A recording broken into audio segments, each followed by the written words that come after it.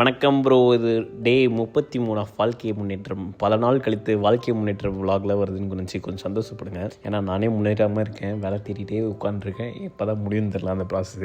அதிசயமாக வேறு தொடர்ந்து இன்டர்வியூ காலில் வருது. அதனாலே நம்மளால் ஜிம்முக்கும் போக முடியல. கூட என் தாயார் வேறு வீட்டில் இல்லாதனால டயட்டும் ஒழுங்காக ஃபாலோ பண்ண முடியல. இன்றைக்கி அவ்வளோ பெரிய சவால்லாம் இல்லை ப்ரோ. ஒரு 10 கிலோமீட்டர் ஸ்டெப்ஸ் மட்டும் கவர் பண்ணிட்டு இன்றைக்கி சமையல் நம்ம தான். அதனாலே காலையிலே சமைக்கிற வேலை இருக்குது. என் தாயார் வீட்டில் இல்லாமல் சமையல் செய்கிறது, பாத்திரம் விளக்குறது, துணி தைக்கிறது, துணியை மடித்து வைக்கிறது, எப்பா எவ்வளோ வேலை இருக்குது. இந்த வேலையே தனி வேலையாக இருக்குது. இதனால் ஒன்றுமே இல்லாமல் ஜாலியாக ஜிம் போயிட்டு வந்தேன். இப்போ அவ்வளோ வேலை இருக்குதுன்னு நினச்சாலே டென்ஷன் ஆகுது. அதனாலேயே எந்த வேலையும் செய்ய முடியல. கூட இந்த இன்டர்வியூ இருக்கா, இரண்டுத்தையும் மிக்ஸ் பண்ணி ஒன்றுமே பண்ண முடியல. என்னடா இது வாழ்க்கைன்னு இருந்தது.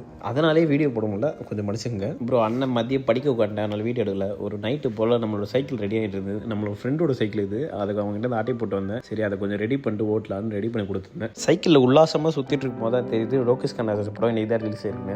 சரின்னு நம்ம பாண்டியன் தேட்டர் பக்கத்தில் தான் இருக்குன்னு அங்கே போயிட்டு படம் பார்க்க கொண்டேன். படம் சும்மா சொல்லக்கூடாது ப்ரோ. அனிருத்து தான் ஹீரோன்னு நினைக்கிறேன். பிஜேபி சும்மா பட்டையை கிளப்பியிருக்கான் கொய்யால.